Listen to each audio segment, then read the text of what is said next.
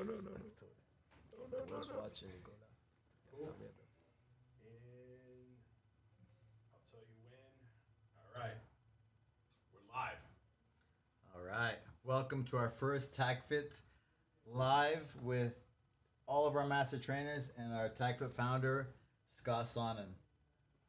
Here we are. We made it.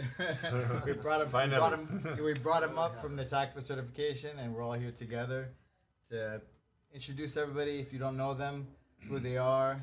We have Juan David from Panama, Nicola Orlando from Italy, Rome, TACFIT Roma, Nestor Serra from Barcelona, Spain, Ludus, Scott Sonnen, TACFIT founder, Isaac, Eric Milan he has a gym, he's opened up his new gym in New Brothel, how do you say? New Braunfels. Brothels. Braunfels, Texas. Texas. It's close to Austin and San Antonio. Yeah. Jan Stoltz from Germany, master trainer, and my brother Bernardo, all my brothers, Bernardo Steinberg from Belo Horizonte, Brazil. Here we are, we made it. Thank you. Yeah. Thank you, sir, to make it happen. We made it happen. Juan David, could you introduce yourself, like your background, Sure. and how you got into TACFIT? I'm an exercise physiologist and a dietitian, and I came across the system right when I was working on my degrees. I was feeling a lot of stress in my life. Plus, I've been a sports junkie my entire life, jumping from sport to sport, from training system to training system. I was one of those people that would buy every single program for every system and do it from A to Z. But I was finding myself in this loop of training, getting injured, getting recovered, and go back. Train, get injured, get recovered, and go back and back. Now that I was working at the hospital, for me that was no longer an option because I mean, as a healthcare practitioner, it didn't make sense. So in my searching for options, I was running out of them. Till I came across this video, came through an email mailing list, and there was this guy with a beanie hat walking through the woods dun, dun, with this military songs. Spy music. Yeah, spy music in the background. And he would, every so often, he would look to the camera, say a few words, and keep walking with the music. I was like, ooh. And the language he was using resonated within me because it was the scientific language I was learning at the university in exercise physiology, but applied in real life. And one of my biggest disappointments in the fitness industry and in my career, in my fitness career, had been that all of this information I'm learning, they're just in my head. I have no way to bring that to real life scenario, not with high-end athletes, because I wasn't seeing myself working with high-end athletes, but with day-to-day people, with myself, with my family, with my friends. And for the first time, I was listening to someone using the words I had in my head, but being applied to real life scenario, day-to-day people. Alone in the woods. Yeah, alone in the woods with spy music on the background. So I was like, selfie ooh, I can teach this wearing a suit. So out of my first TACFIT program, which was TACFIT Commando, which was specifically for special operations, first aid unit, first responders, etc. That's why the spy music on the background. After that, I've never looked back. That was the initial, my first experience with the system back in 2008, and it's the only thing I've done since, and I'm in the better shape of my life. That should be your life. Yeah, thank you. Nicola Orlando. Me too. My experience is first life because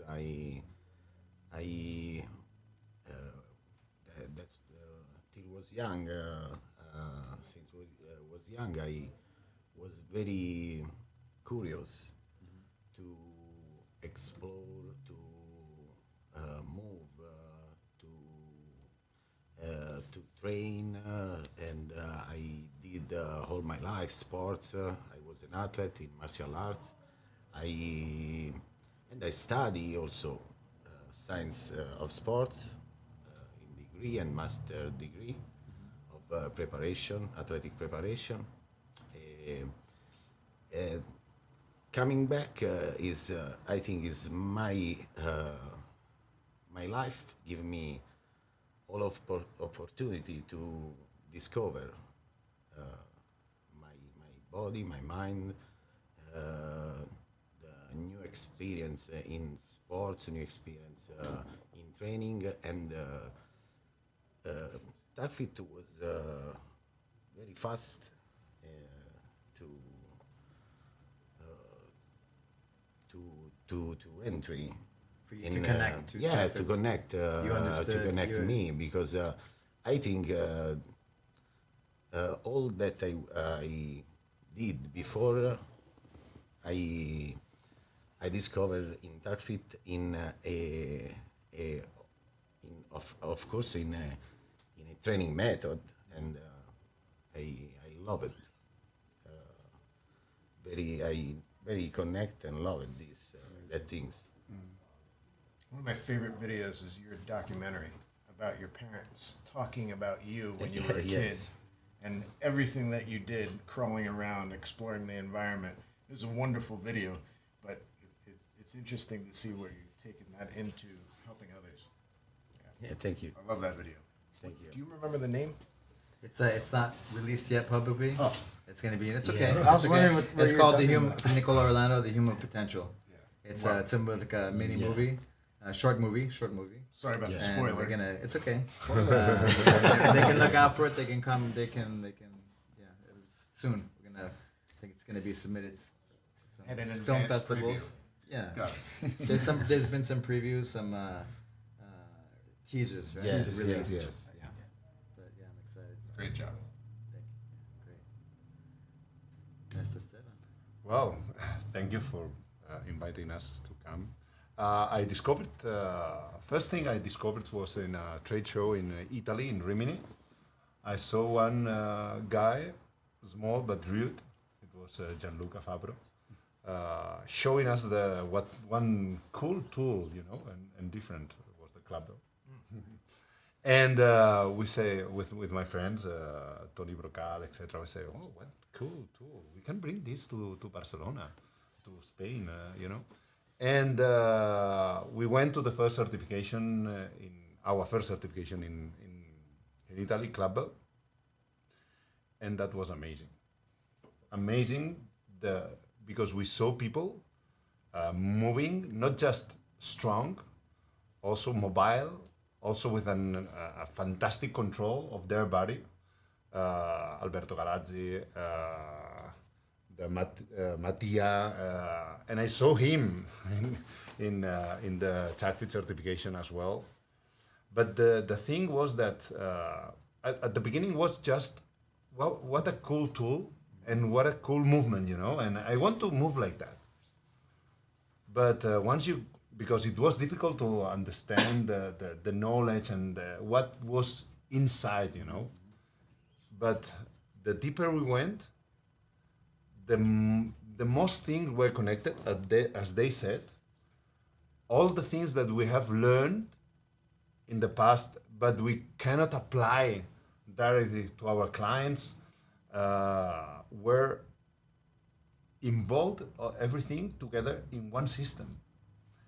And not just that, one easy system to deliver to the people and to change people's lives. And I was like shocked, because it's so difficult that he's not a genius. You're a genius for me, but you're not a genius because of making the club or the 6 degrees of freedom. No, you're a genius because you. I stole everything. Yes, yes, but maybe, and you created many things, but for sure you had the difficult part, the most difficult part, which is putting all together and in a system easy to teach and easy to share, and for people understand, even if they don't understand, you change people's lives. So, and that was. I want to be part of that. And the most I was introduced into the system, the most I was convinced that this is the best system in the world. The smartest, and the most intelligent one. And I've been since 2011, I believe, 2010, end of 2010. And every single year, every single certification, every single conversation, I learn new things about the system, and I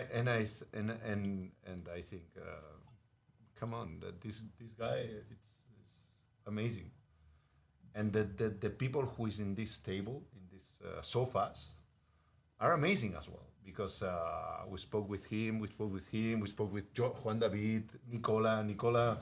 He transmits how the way he shares. It's well, I'm learning every day. So thank you all of you, because you're making my life different, and make me proud of being part of TACFIT. It's really a great concept that you just described. And I'm grateful that you see what I wanted to accomplish, which was creating a set of heuristics. What are the hacks for understanding complex topics? Because honestly, it takes me a long time to learn things. I'm working on my next class, but not because the class has started. It starts in 6 months, but I started studying now because that's the only way for me to keep up.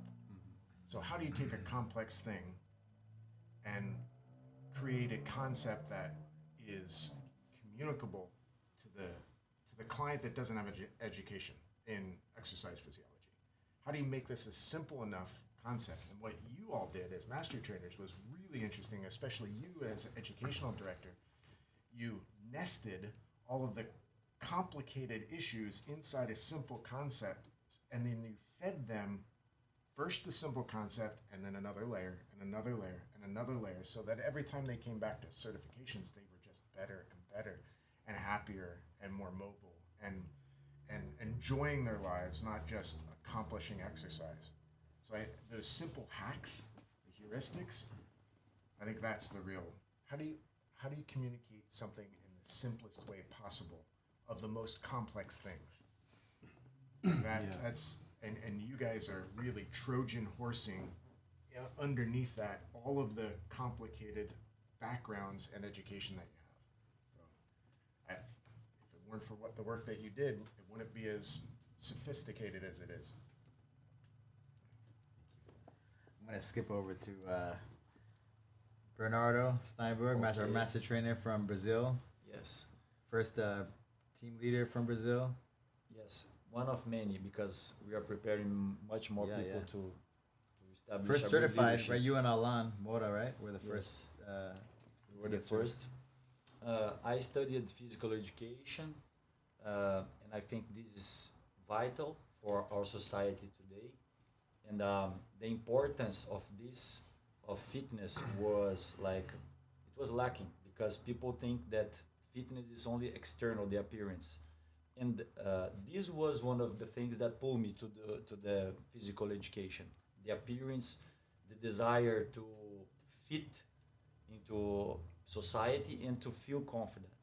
So when I found TACFIT, it was more about the exterior ideas, like the clubbell, like Nestor. What caught my attention at first, it was the clubbells and the movements, but then the depth of the system caught even more my attention, because I found that all my insecurity, my needs for emotional strength were getting satisfied by what we learn and what we apply.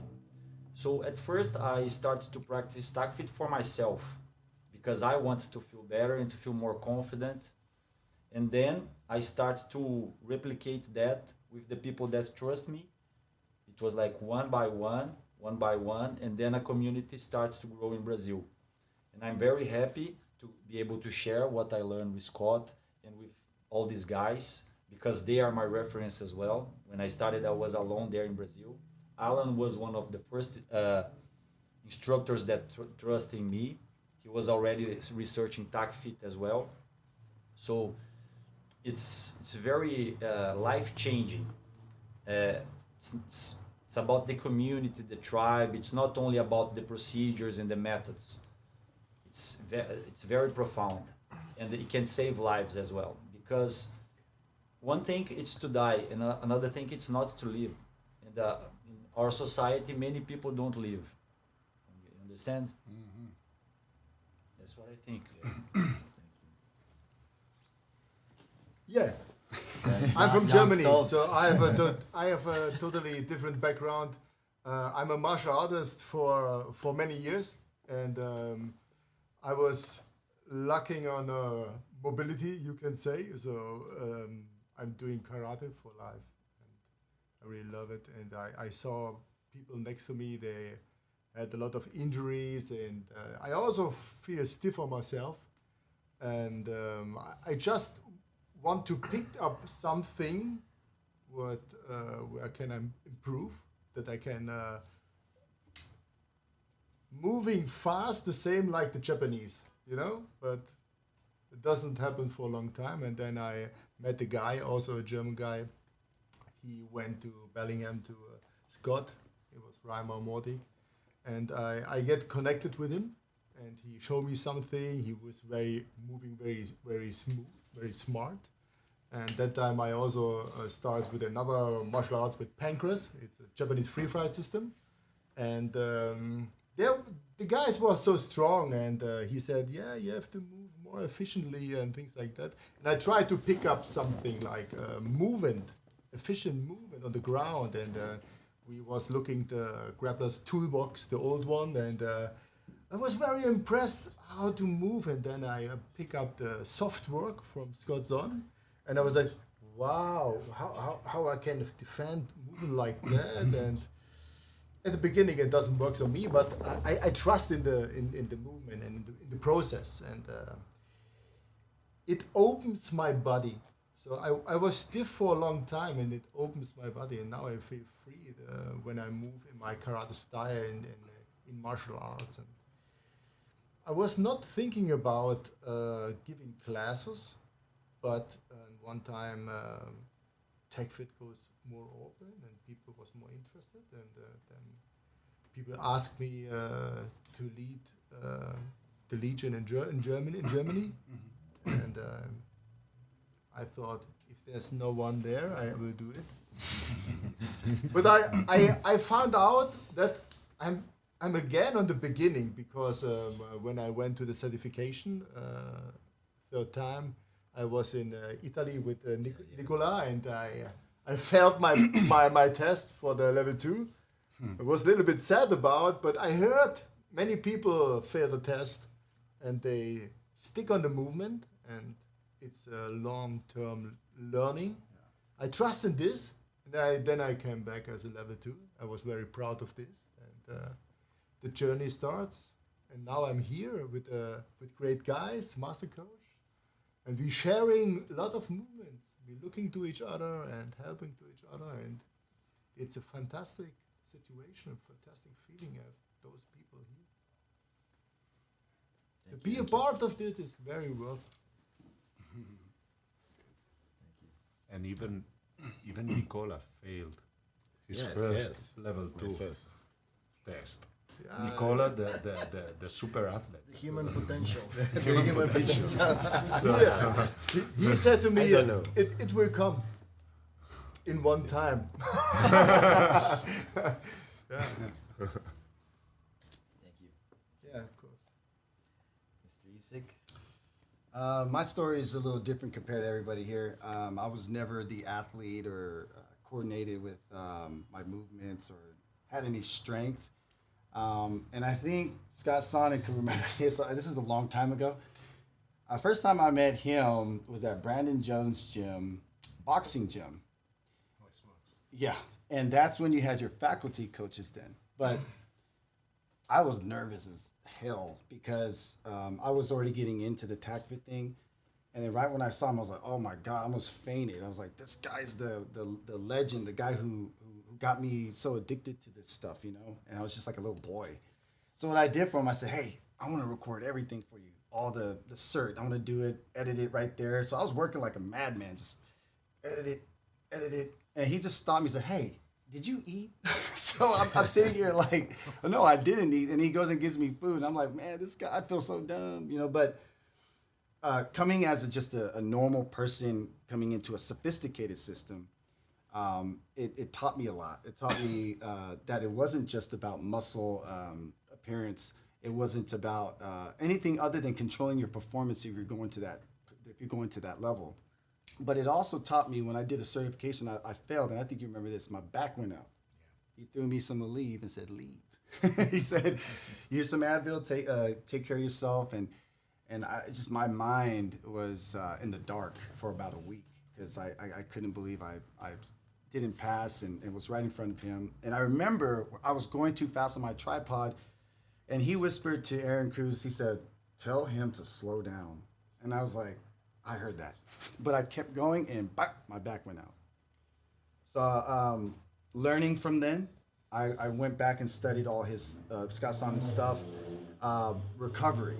But it was so cool because he wanted to record recovery, and it happened to be at the gym, and so I was like, yes, I can learn. And going through the bottom again, you appreciate the top more rather than just going to the top. And having a system that doesn't just derive off of training, fitness, or high intensity, to really respect the no and low intensity really made me get to this point. So that's why I'm really into that. What your background is different, right? You don't have a fitness background. You didn't Right. have a fitness background. Nothing. You were a Musician.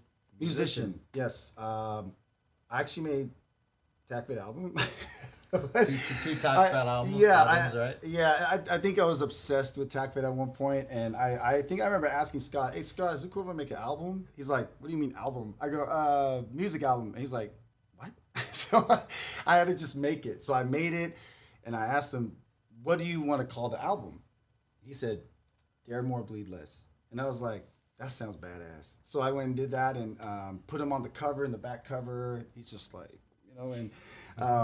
and it was proud. It was a proud moment. That moment was a trophy. Like, I realized, man, I did pass my TACFIT. I passed my CST. I did make an album for a coach. I did honor the video making. We went to Italy together. Crazy. For training. Yeah, that was crazy. Yeah, we're training. Yeah, but that was a crazy tour. Yeah, it was nothing else. But yeah, I feel like being the guy that never knew anything about sports medicine, fitness, or anything, I feel like TACFIT made me educated. Like it created the education for me. And then I go see somebody who does sports medicine or all the schoolwork, and I'm like, we're talking the same language. So this is super educational, and I think it benefit everybody. It don't matter where you're at, where you start. This is the way. And I love the master coaches selection here, just because a lot of people out there may not know the master coaches all around the world, but when they finally actually do now, because we're all together, they're going to see how elite you guys are. And I still think to this day how much elite you guys are compared to me. So I humble down a lot just because I want to learn. And following you guys, I always learn. So thank you. Thank you. Yeah. Thank you. All right. You want to go to you? Well, I want Coach? to make a comment about that because they're Italy? what happened there stays there. No, there are two ways to learn anything. You can learn things by doing them, or you can learn things by understanding principles. So you can learn things inductively through repetition, and you can learn things deductively of here's the principle and here's how you apply it. In school, we're taught deductive principles, but we're really not given good applied science. Like this is what you do with it, and this is how you experience it. Principles are really effective at having conversations with colleagues, but they're not useful for talking to clients. I wanted to have a way of repeating examples, and we know that examples are a more effective way of learning. If you put me through a program, and then another program, and then another program, and then another program, and there are small hints at a particular concept, I understand the concept better than trying to study it in a textbook. I do think there's emerging over time. That over time that you can read a textbook, like I was just going through a study that Bernardo and I were talking about of how the lunar cycles can affect male circadian rhythms more than females, and that's 2022 research. But as I was going through the statistics on it, I realized, oh no, I understand what they're saying in the application of why, from an evolutionary standpoint, males have less light sleep during full moons because we have greater sensitivity to environmental threats. So that makes sense because I have children and I didn't sleep much. Right? Anything in the house would wake me up.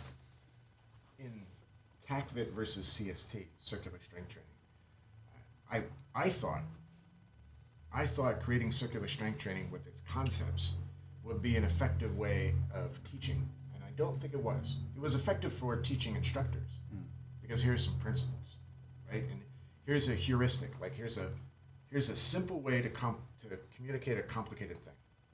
But TACFIT was a collection of workouts that have progressions and regressions, breakdown of components, and self-regulation strategies. Right.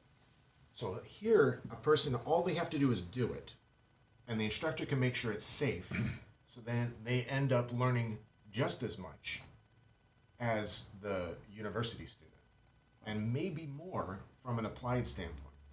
But I think CST and TACFIT eventually merge then, because now I can have a conversation with you very quickly on principles, and you can have a conversation with a master's student or a master's degree or even a PhD, because we all have a common language on complicated principles. But I think you have an advantage in that you understand how to apply it to a variety of populations, whereas you come out of school, you don't know how to. Do you know how to deal with people when you get out of school?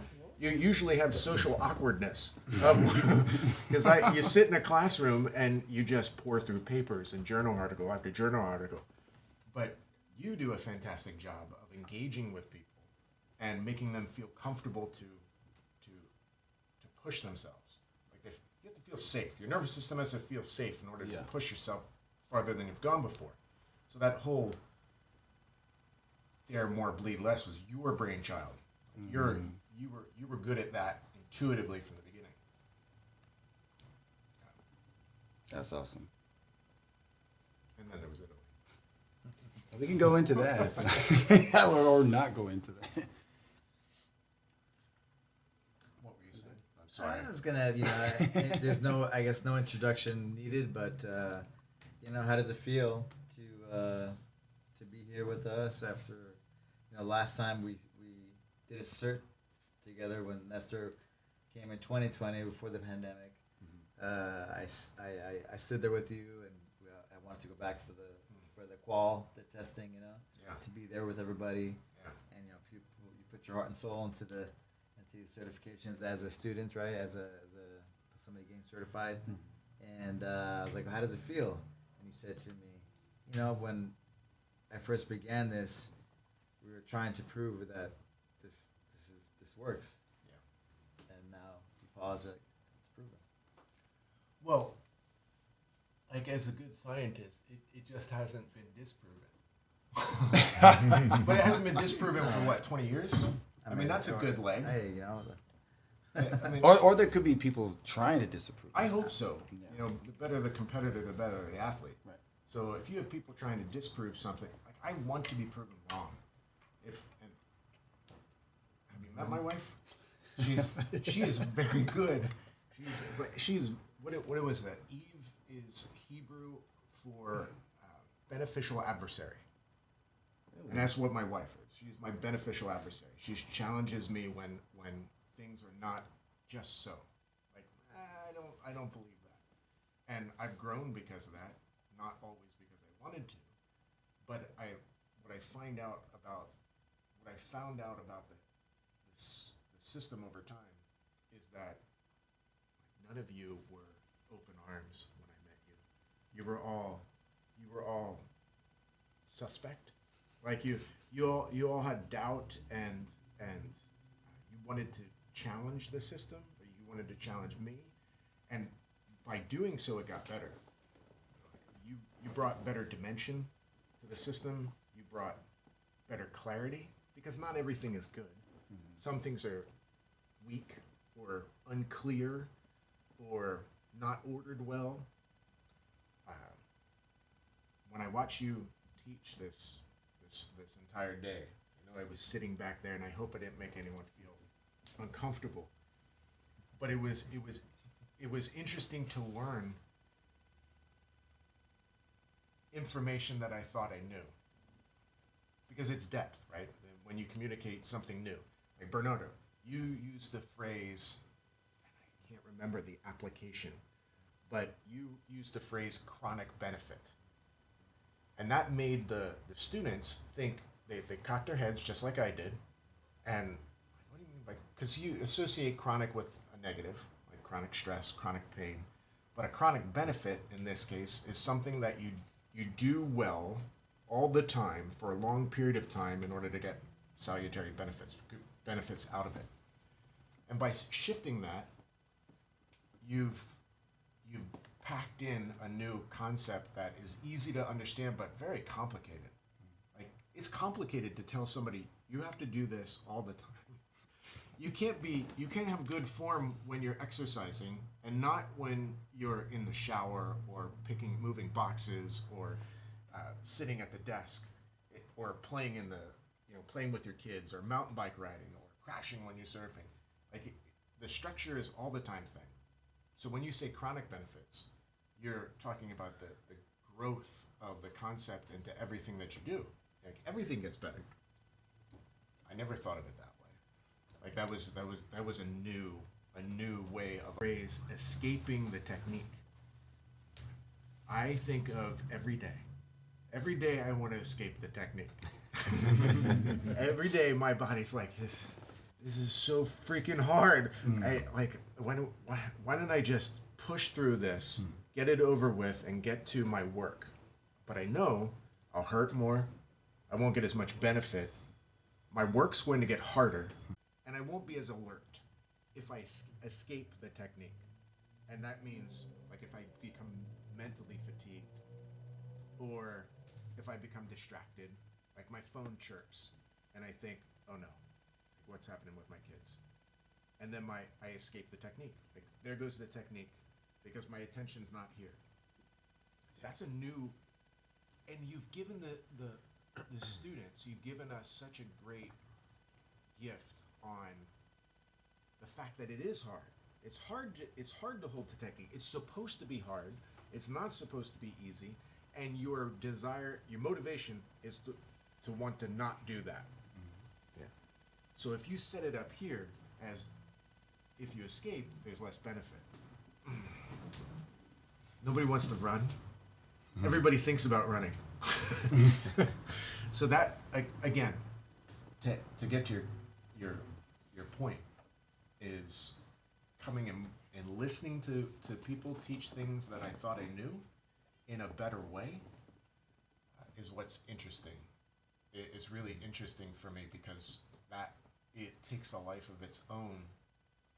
Bernardo, you and I were having the conversation that a great teacher of mine once said that human knowledge is distributed across the population, but with variety. So we can only know everything about a topic with all of us involved. You can't not. I was good at trying to distill the comprehensive principles, but watching you teach and seeing how you're expanding it, that's what's surreal for me. Because if I can sit and learn in the thing that I thought I created, that's pretty bizarre. That's pretty unique. I think it's unique. You're being taught what you started, and everybody else that never knew that but you is starting to educate you in a different way. Yeah. It's really, really awesome.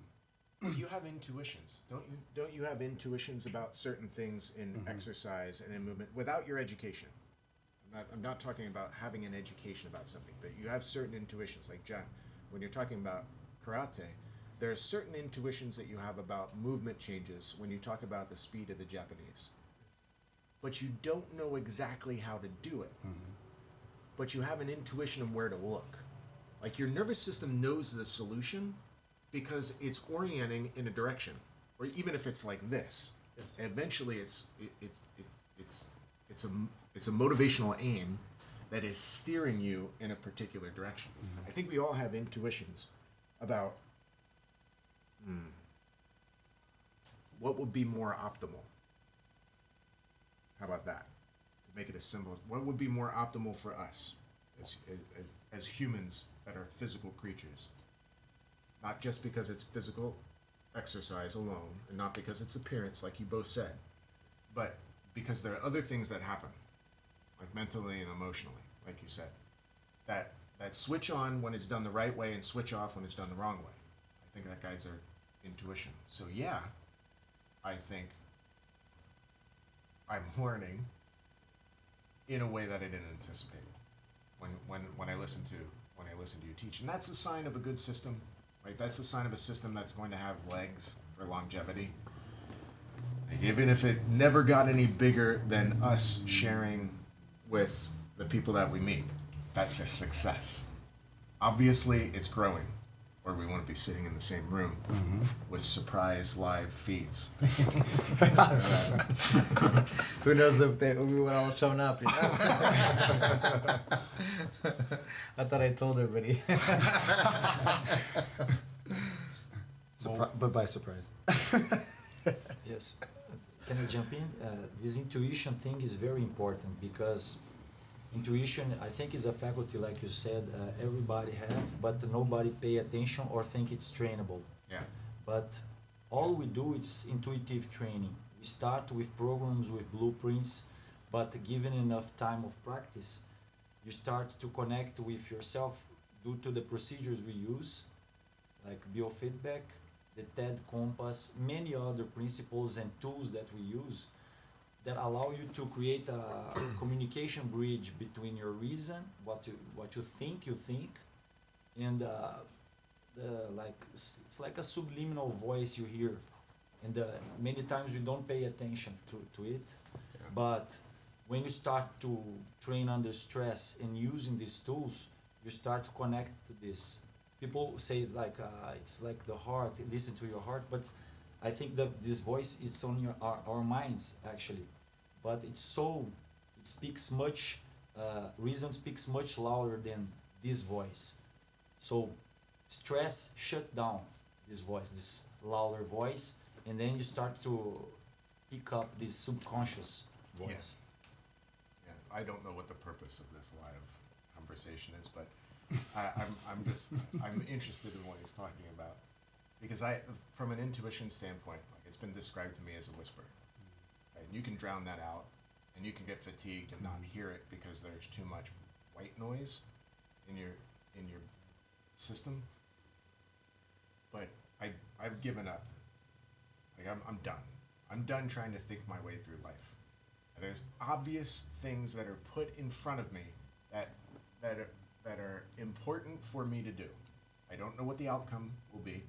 It's not transactional because I don't know why I should help that person or should stop and walk over there.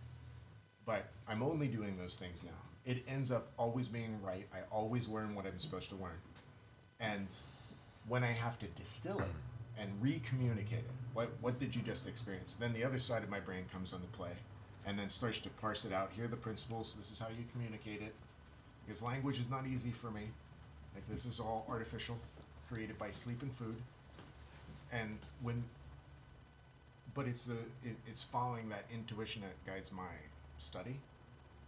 I don't like that you just threw me down a rabbit hole on the connection between lunar cycles and melatonin levels. Melatonin levels. That's interesting, and now I won't be able to not think about it. So, thanks. But the point is that why would that happen? Like, why would you create a group of people having discussions about complicated topics and not follow up on it? That happens for a reason. You're my library, right? Mm-hmm. The people that we meet, the closest people that we have are the library, where we both outsource knowledge. I ask Alberto questions, and I study. So when I get an answer, I have to follow up on it. So what does that actually mean? Like, you and I were talking, that initial study was 12 years old. 2013. Yeah, 2013. So, it's getting older. But when we reduce it, now we can start to find out, well, what have we learned recently? Yeah.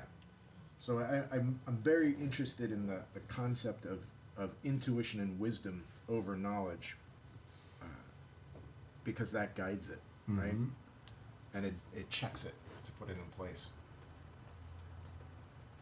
Sorry, probably way too metaphysical. No, that's well said. Well said. You're saying the intention. The intention is to bring us together and put us all together in a room. Yeah. And go live, and hopefully we have a few minutes for a couple questions to answer. Okay. And you know, yeah, bring us to the room and connect and have, you know, be live, be you know, Transparent. yeah, transparent, be real, you know. All of you guys, I respect so much.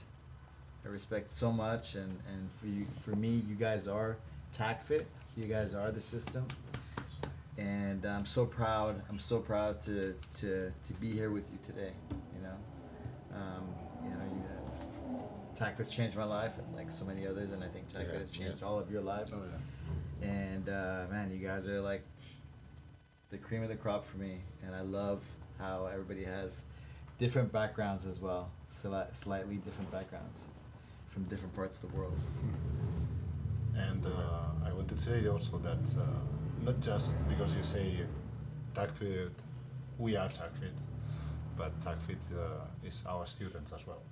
Yes. And more than that, More than us, because we yeah. are students as well. So every one of us is a student, and if you see how, because probably maybe I had in my academy 400 people doing TACFIT during these years, 500, 600, I don't know, because people come and then they leave, whatever.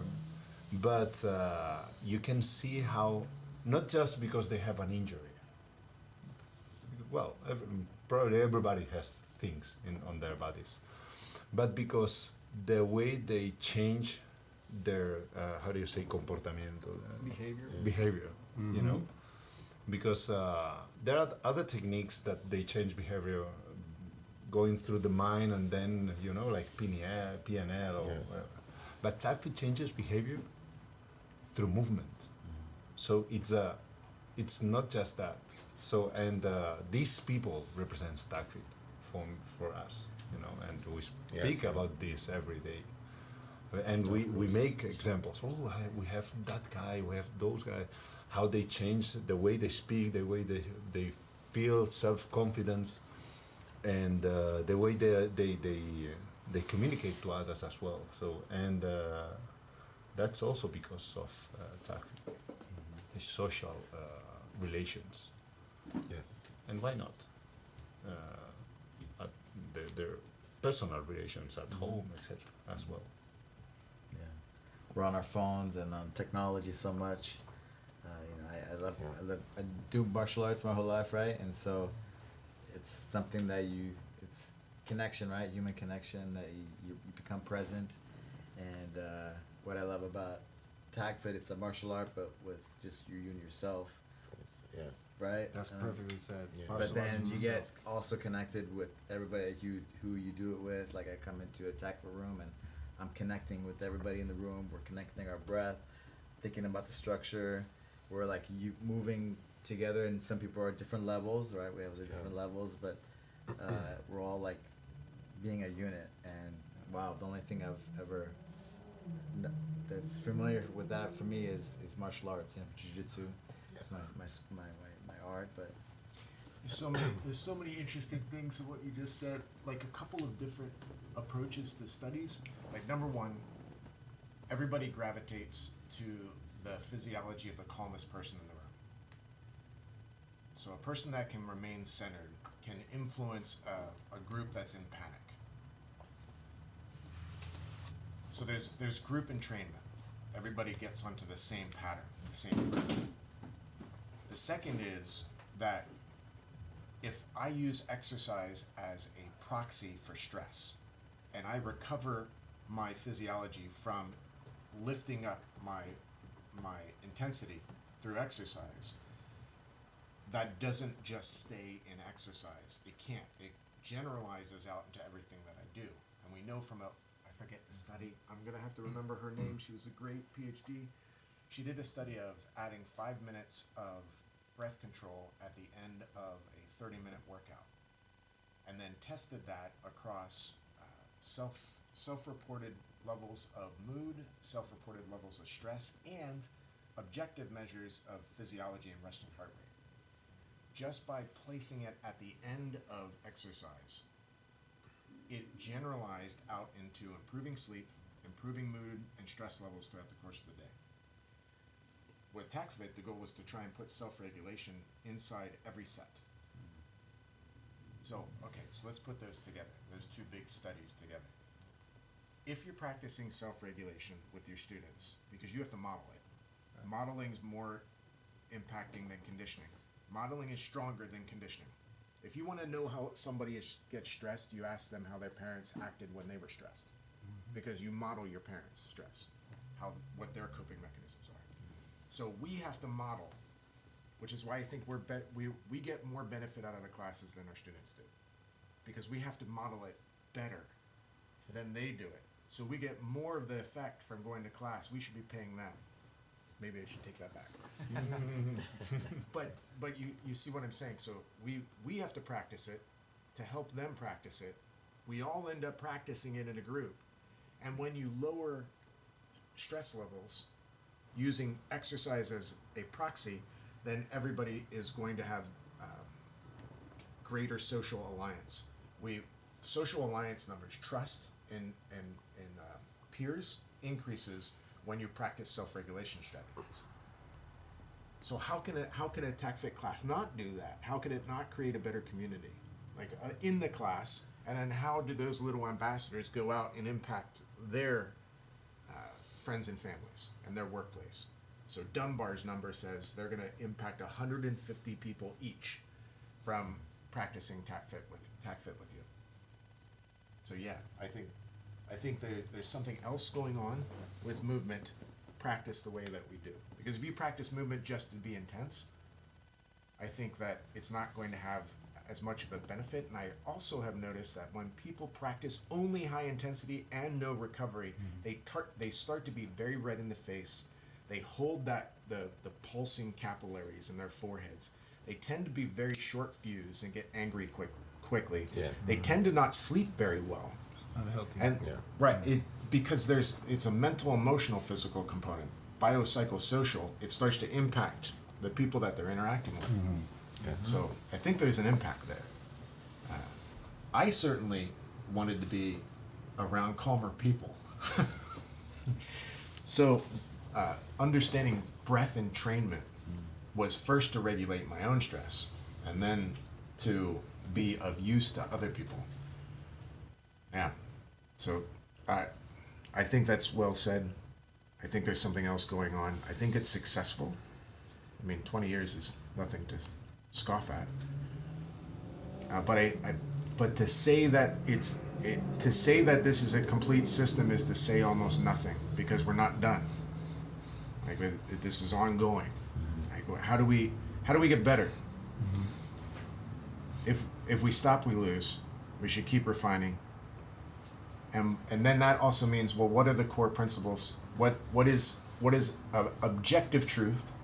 And then what are the things that are just relative to what we currently know? Right.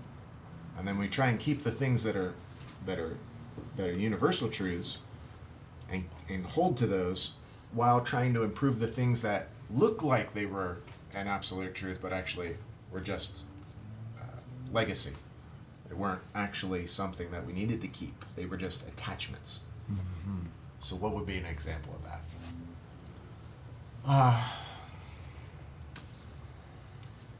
Variations in breathing techniques. Like, I think of, what is the goal of a breathing? So just as an example, I'm not going in a rabbit hole, and I hope I'm not soapboxing here. But as an example, what's the goal of pressurizing the breath? It's to create some kind of pneumatic weight belt so that you stabilize the spine so that it can break gravity, right? Yeah. But if it's too much pressure, it can endanger the system. Yeah. Intracranial pressure. So what's enough pressure? And then when you think of what's enough pressure, then what's the air restriction that you use to cause enough pressure? An old way would be, this is the way to do it. This is the breathing technique. Well, what if that's not enough pressure for the mastodon over here? Like my size of my lungs compared to your size, there's going to be variation in technique. So how do you communicate the principle? Leaving go of the technique that we thought was mostly right. Like it's mostly right, we need to pressurize. But how you pressurize needs to improve as we study. We have different body types, we have different applications, we have different knowledge that we expand on. I hope that's not too much. I'm trying to hit home that it's complicated to grow. And I think that should be an ongoing process. And I think what you said earlier, in order for us to grow, is to thank those people we're training, because they're the ones that's going to help us get to that knowledge, that level up. Without working with people, you just can't really find that. So it's a 10% discount at Longhorn Fitness for the next 30 days as a thank you for your participation in our education. The discount will be active Monday. I was just speaking with Nestor, like this last hour, and just about how I've always looking bit well after being in martial arts and fighting and competing my whole life, like for balance. Yeah. Yeah, from stress. Just I'm stressed out, like in primal stress. You call it SAPS, right? Sympathetic, aroused primal structure, right? Yeah. And like just my body shape, and when he did the training with me back in whenever it was 2007, 8, I don't even know. Like just being shaped like that and just balance, and learning the structure. Well, learning about the names, the 7 key components. And then just doing it over and over and over, connecting the breath with the movement, understanding, some body mechanics and focusing on the quality of the movement. Like, all these guys are saying, it just, start to connect things and regulate, right? Yeah. Things and give me more, better decision making and everything else. So, yeah. I feel like Hasn't balance meant something different to you lately? Like, compared to how other people use the term balance. When I hear most people use the term balance, I think they're referring to what is the minimum effective dose of exercise so that I can also work 60 hours and so that I can raise my kids. Like everybody's trying to parse out and distribute more and more and more of their life to many, many, many things. So what is the right distribution is what most people use the word balance. But I think balance is closer to like a sailboat. You got to tack right and left in order to go forward. So if we spend years of our life, I didn't compete like you did, but I competed enough and I needed to compensate for that. So to compensate for the joy and the great benefits psychologically that I received from competition, I have to spend a good amount of time to regain the symmetry. Symmetry is the wrong word. The less constrained specific adaptation. How's that? Yeah. So that I can come back closer to center, and I'm gonna miss again. I end up doing too much mobility, and then I'm gonna decondition myself, like taking a couple weeks off. Right? It's a little more costly at our age, Dan. The things change faster, not slower. Is it almost like the dial? Like it's usually playing loud, but now you need it down here. You need to put it down. You never go back to that loud. Is it one of those things? That's an interesting question. Never? Well, I'm not comfortable with never. Well, I say never for those that don't find solutions to actually get to that point again. So what do you guys think? Like, do you find it that you never go back to the top stuff you've trained before? What do you? When I heard you talking, I think about the circle, like the Ouroboros, or the Phoenix, or the sun setting and sun rising. You need to have, I think the balance comes from, in training we think a lot, I was thinking like that, always going up. Yeah. It's like a line going up forever. But with you, it was the first time I saw someone cycling like no intensity. You know, it's not like not working. It's like working every day, but someday you will have a recovery. You will have a full recovery of your metabolism, of your biochemical environment. So it's like deciding to act, but in a whole different way, in an opposite way, to reestablish development. So it's every day equal, but at the same time different. Yeah. Yeah, my workouts are anti Delta Airlines. I'm a chair athlete. And I have to spend all of my, no, I'm not. So if I'm doing constant passive forward flexion, in order to stay in balance, I need lots of posterior activation. I need lots of release from this forward adaptation. So this is my sport right now. That's going to change. I won't always be traveling like I am, and Delta Airlines is a great airline, but I do not take any sponsorship from them. I am not an ambassador. But the point being that, like, what are you compensating for today?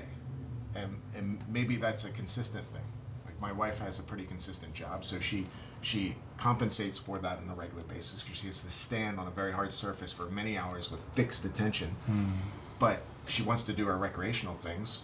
Like, she has the sport that she likes, and she likes to hike. We like to hike together. Right. She likes to hike higher than I like to hike. But the point being that, does she have access to that? I think that's the point of exercise. But there's a certain population that likes to exercise. And I think that's where it gets confusing. Yes. If exercise is the thing that you like to do, then you have to make sure, you have to be more diligent to compensate for your exercise, because you're doing more of the thing over and over and over again, Right. if that's what you like to do. So yeah, I like to cycle periods of radical changes in my behaviors, so that I make sure that I'm not becoming over maladaptive. Like I'm not going too far in one direction, and I always do.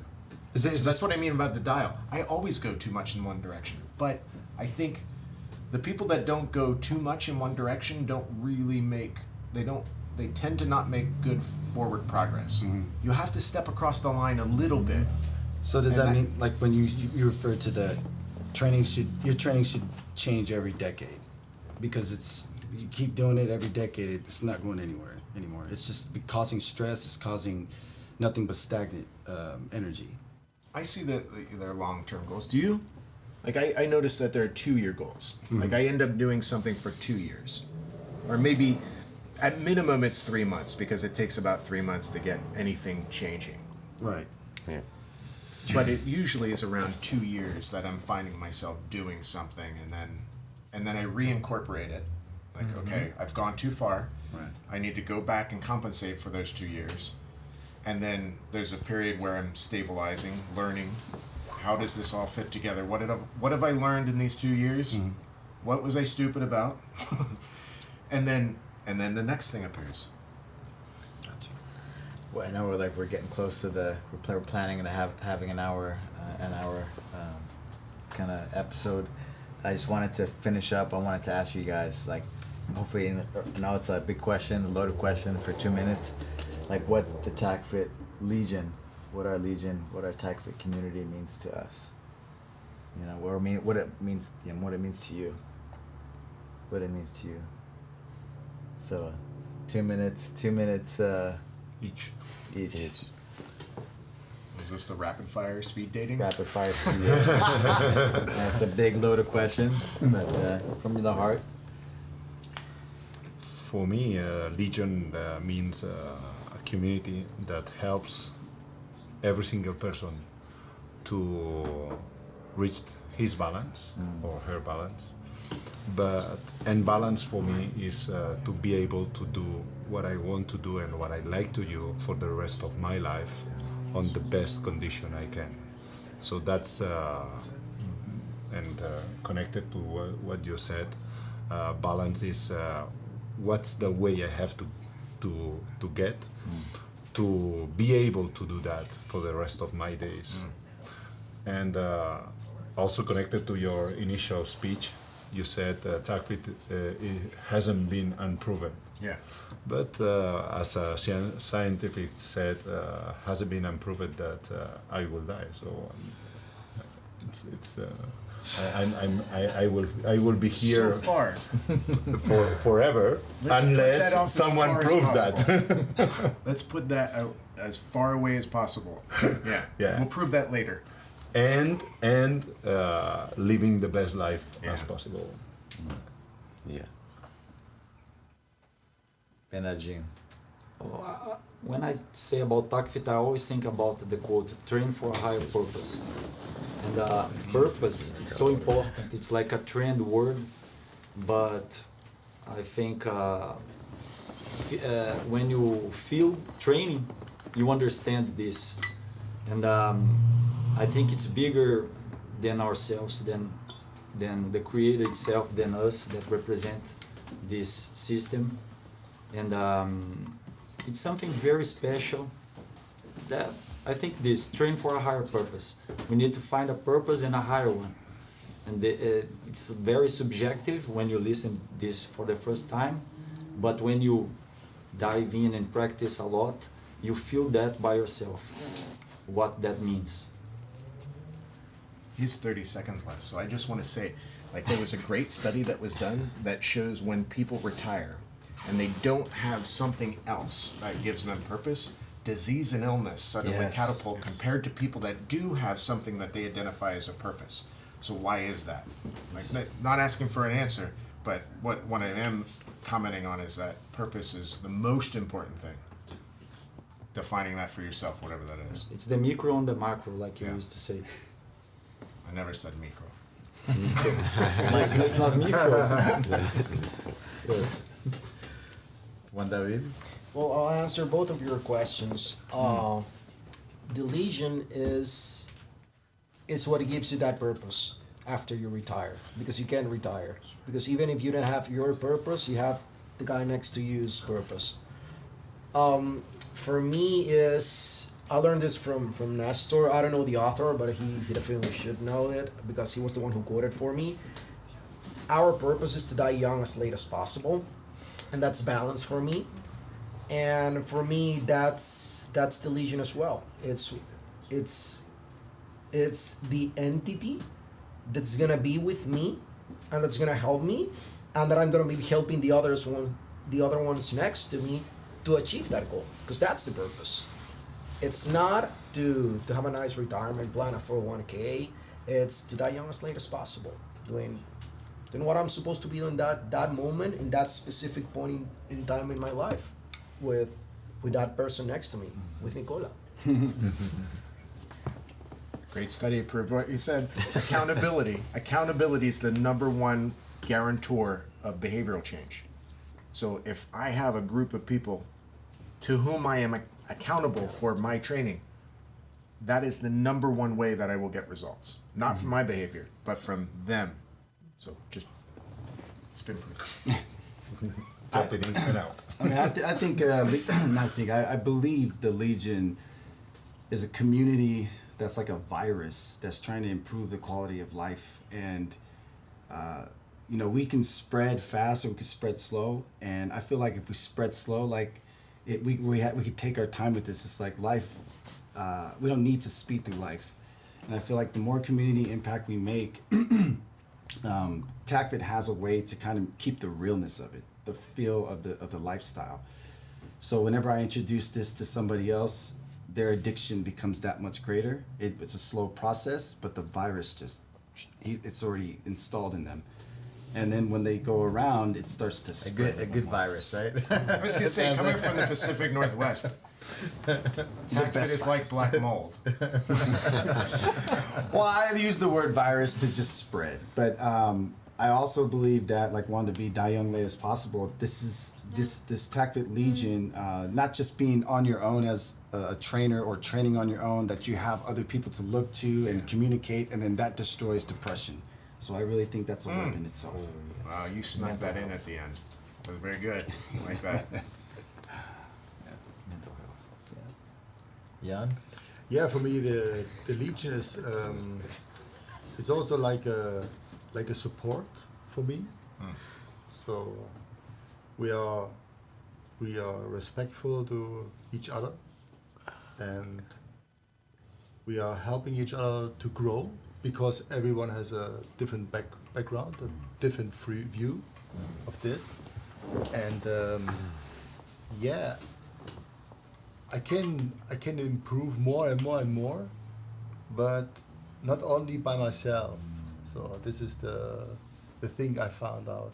So I'm always looking around to this guy and this guy and this guy. Also to the students they come in. So how they make improve themselves, and this has encouraged me to doing more. And what I feel in real is I'm feeling good. I'm feeling good. I'm happy. I'm happy to play with my kids, you know, and yeah, that's what I want. So be healthy, be lucky, be happy. I would like to ask the question and for us to think about for another time, but I would be interested in your answer. And just tell me what you would think about this when we're done. What will we need to change in order for people to start being disrespectful to each other? Because I think the respect is the most important part. Yeah. So if we find out what we would need to change in order for that to stop, we would know what we need to have to keep. Right. Because that is absolutely true. And I've been in many organizations, and I usually go off in the corner because I don't need it. Like, I don't need all of the disrespect. I just want to, I'm there just to figure my stuff out and get out. Yeah. But I don't find that. I find that I want to linger, and I want to have more conversations, and I enjoy training more. And I end up training, I have to yoke myself back because I want to train more because of the level of respect. So I think that's a really important concept. Yeah. Nicola. Yes, me. I, of course, I connect to your different opinions, and because for me, it's a lot of things. Is the community, is the mentality, the mindset that we put in our life with our clients.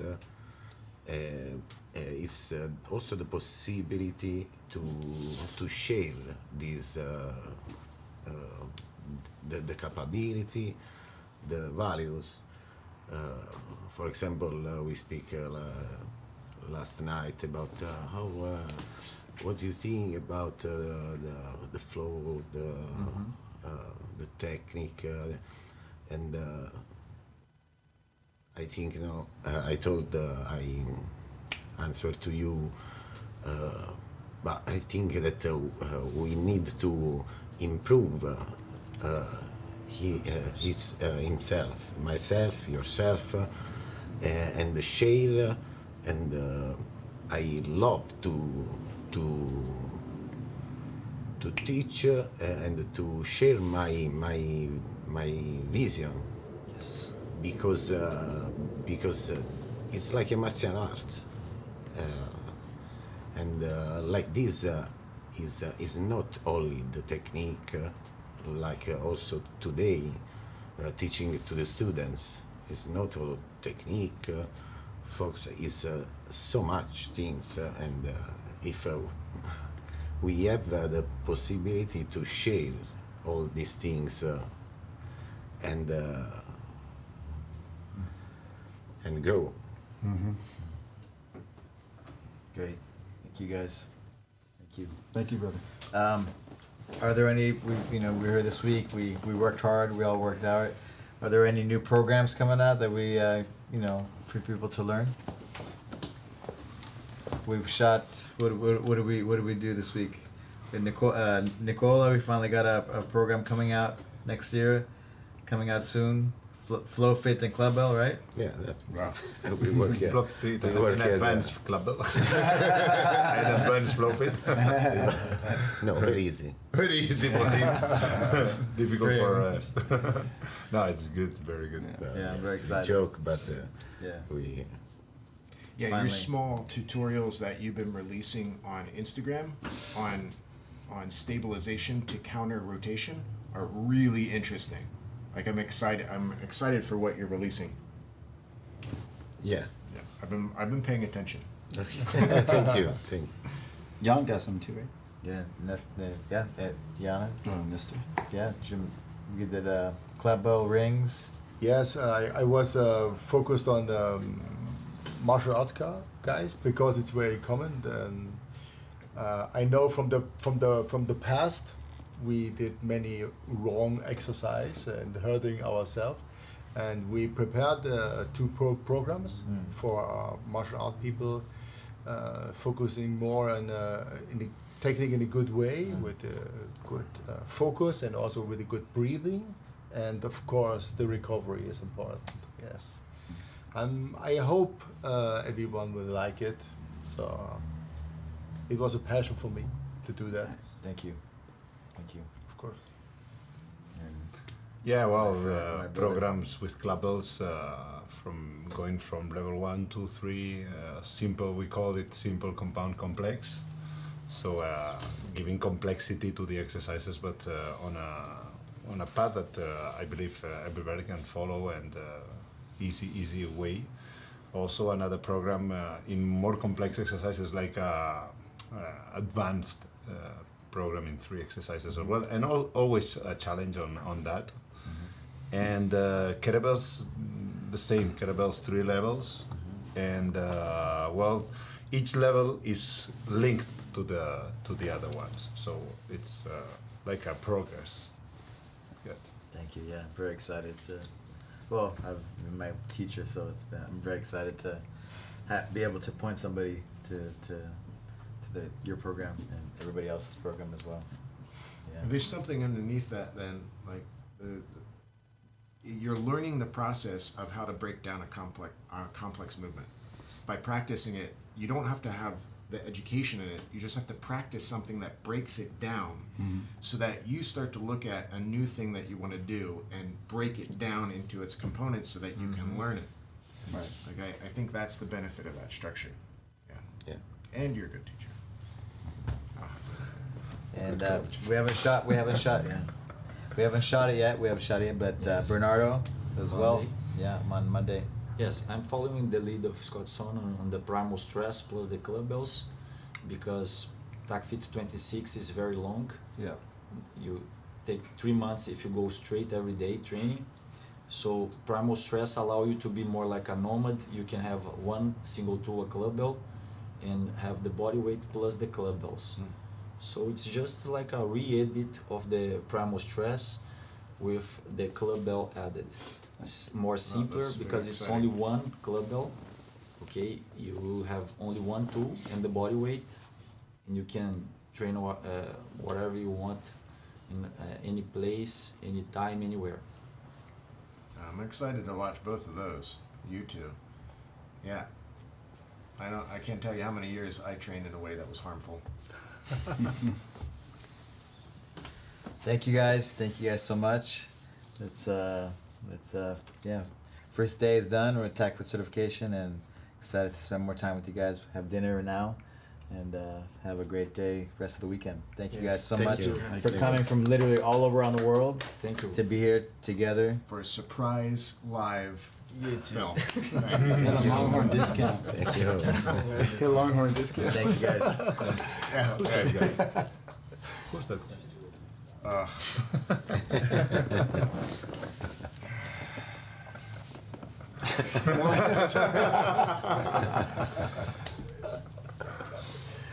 You look cute. Yeah. Is it? Those are the days. Those are the days. Yeah. Are you still recording or? You can say bye. Bye. Adios, Bye everyone. Ciao. Ciao Brasil. See you in person.